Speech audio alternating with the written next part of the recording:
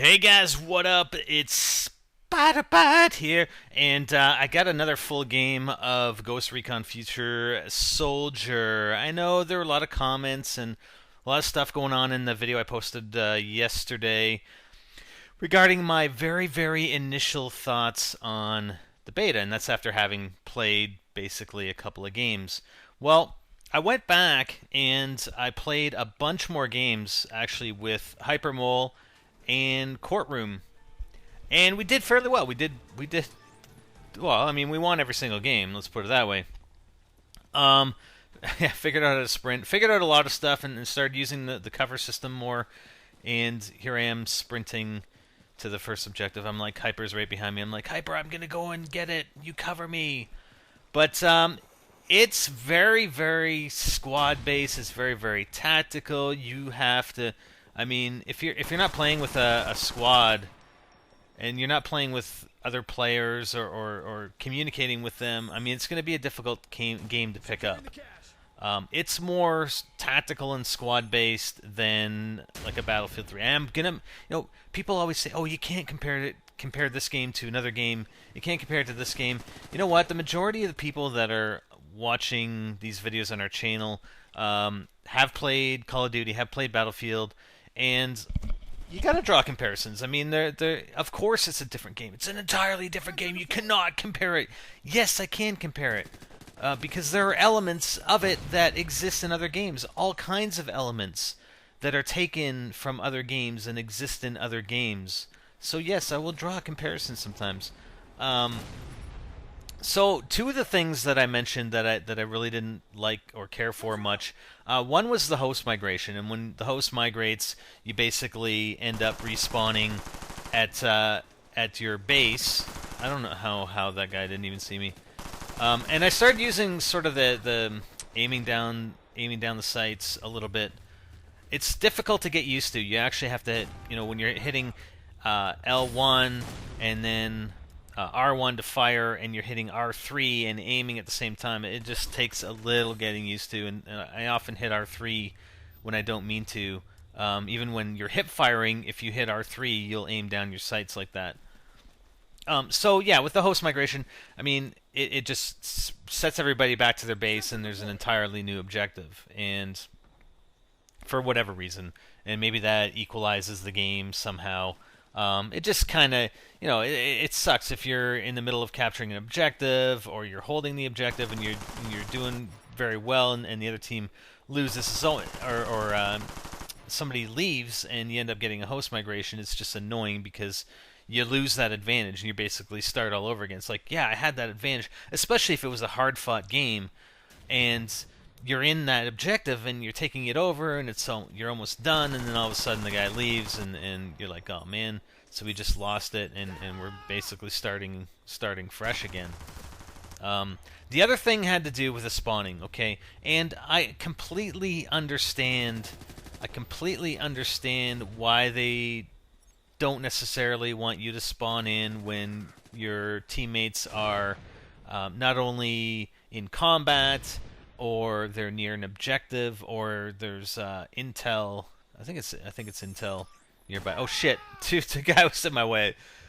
I wonder if that was the same guy that threw that frag. That was a good frag. Second time around. So I can understand that they don't want players spawning in like crazy right at the objective. I can understand that. The only, the issue I have with it, and I guess it's not really an issue that I have. I guess it's just something that, as far as people taking up this game is concerned, casual gamers are going to have a hard time with this game. Okay, to just come in and start playing this game, and be a casual gamer trying to hop on. Look at this active. Let's call it active camo. I know that's probably not what it's called, but you can actually still see them, so they're not entirely invisible. But this game is the casual gamers aren't gonna like this game because A, it's so tactical, and B, they would just want to jump into a game. I mean, it's very squad based. You gotta work with your squad for the most part. It's hard to it's gonna be difficult playing this game as a lone wolf, but for someone that just wants to jump on and get in a game, that's going to be hard for them to do.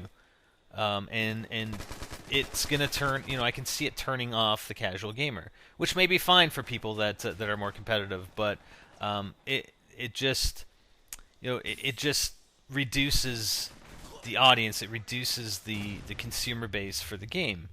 And that's all I'm saying. And the only thing, like from my perspective, having to wait, like I can't. Okay, he's in combat. I can't spawn him. I can't spawn him. Yeah, I could. Oh, just spawn at your base and then run the 15, 20 seconds. Yeah, but man, I want to get back into it, right? And that's just me thinking, hey, I want to get back into the game. I don't want to sit at the menu. I don't want to be waiting in order to spawn in or have to go back to the base, like spawn in back at the base and then run for another 15 or 20 seconds just to get back into the action, right? And I think that may be an issue for a lot of other players. I don't know what the hell just happened there, man. I'm getting hit. I can't see a damn thing. It's like a nuke went off, man. Oh, that's my teammate. And I'm detected. At least they give you a warning that you're detected, which is kind of at least, I don't know, not really counters the sensor, but at least you know you're on the enemy's radar. We're just trying to aim in on these guys. But I do like the game mode. I do like the gameplay, and you can see there that those sensors don't actually last that long. They're not indefinite. Oh god.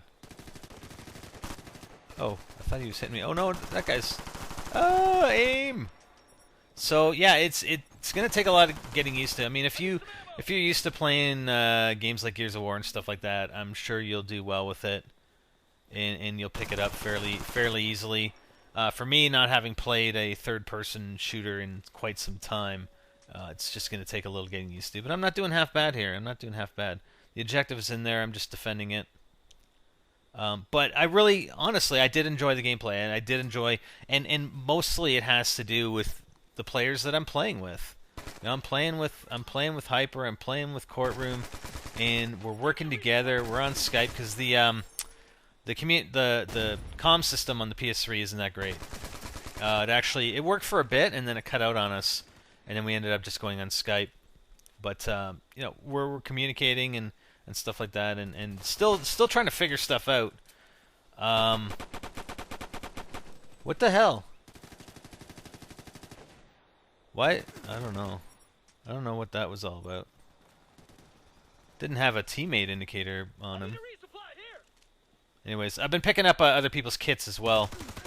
Try out different weapons and stuff. And I'll probably almost do an entire video on this, but I went into the loadout, the weapon loadout, while I was waiting. I think it was in between games. Holy crap, that is freaking complicated and insane. What you do with the loadout. I mean, you can configure your weapons like to an insane degree. It seems like. I only went into it briefly, and it blew my mind. I'm like, oh my god, this is complicated. What am I doing here? I have no idea what to do. So I might actually look into that in a little more depth and just see, because I haven't actually equipped anything else other than the core engineer class equipment and weapons. And there's a guy back here. I'm trying to. Actually, is there a guy or is the objective back here? And sometimes it's hard to tell, like what obstacles can you actually jump over? It looks like that guy jumped over this fence here, but it's not giving me the option. I don't know. So there are a lot of obstacles you can jump over, and then there are a lot that it seems like you can't, unless I just messed up there. I have no idea. But I'm going to play it a fair bit more, and I think Hyper and Court were enjoying it. But again, it's that same scenario.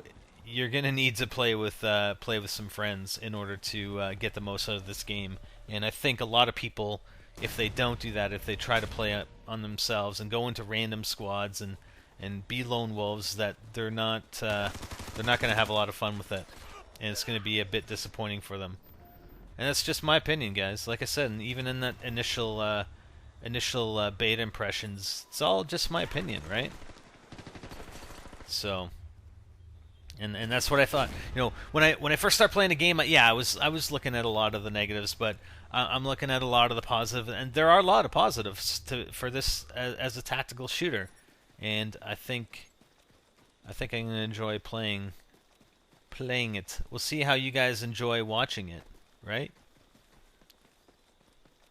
But it's pretty cool. It's pretty cool.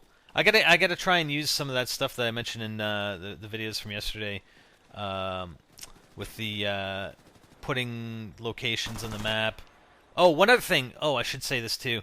And maybe it wasn't as bad on this map, but on the other map, I think it's. I don't know if this one's Mill or whatever. Spawn trapping is an issue. I mean, if you're up against a half decent team, they will spawn trap the crap out of you. So I went 17-7, not too bad. Ended up 5,769 points, and we spawn trapped the other team, the opposing team, very very easily. So that is a bit of an issue, and I'm not sure how Ubisoft is going to get around that, but I guess we'll see. Like I said, this is still just a beta, and we'll see what happens. So I hope you guys enjoyed this one. Let me know. I'm Spider, and I'm out.